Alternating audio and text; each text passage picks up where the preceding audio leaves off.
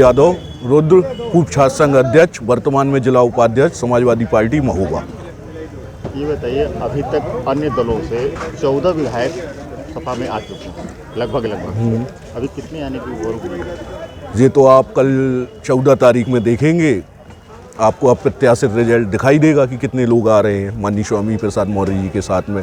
और भी लोग भाजपा की नीतियों से परेशान होकर, आपने देखा होगा कि ऐसा इतिहास में पहली बार हुआ था जब भाजपा सरकार के ही 200 विधायक अपने ही सरकार के खिलाफ धरने पर बैठ गए थे। तो असंतोष तो इनमें पहले से ही चल रहा था।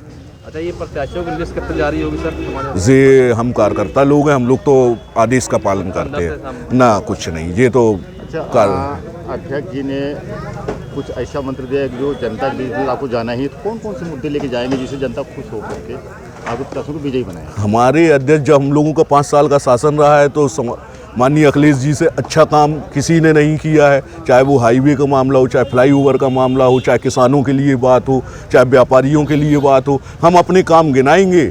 भाजपा की नीतियों से, भाजपा सरकार से लोग परेशान हैं, वो अपने आप दिखाई दे रहा है। हमारे बॉस ने काम किया है, उसको बताएंगे, वही मुद्दों को और नीतियों को लेकर हम जाएंगे। तो आप क्या चुनाव लड़ेंगे इस बार? नहीं, इस बार हम चुनाव नहीं लड़ रहे हैं। हम लोग संगठन के लोग हैं, संगठन के लिए काम करते हैं। संगठन जिसको आदेश करेगा उसके लिए जी जान से अपने बॉस के आदेश पर लगेंगे। शर्मा, समाजवादी पार्टी युवजन सभा प्रदेश सचिव।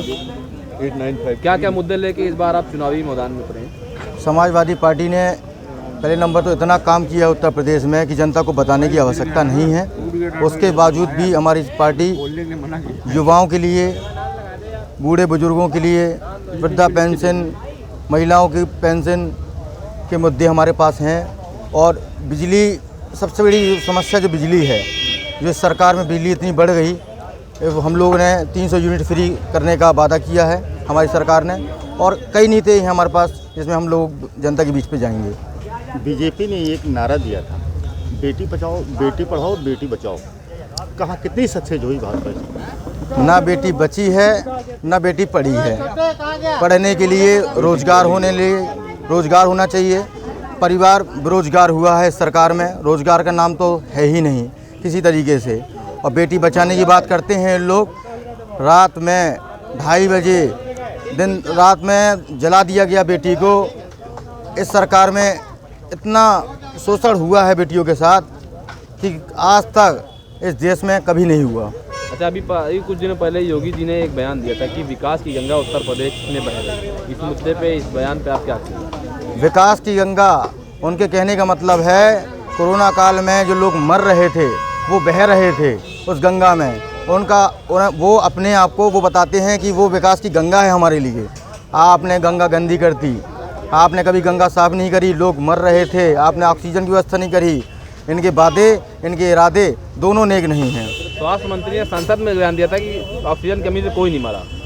उनके कहने में क्या जाता है, हम लोग देखने वाले थे, हम लोग जाते थे।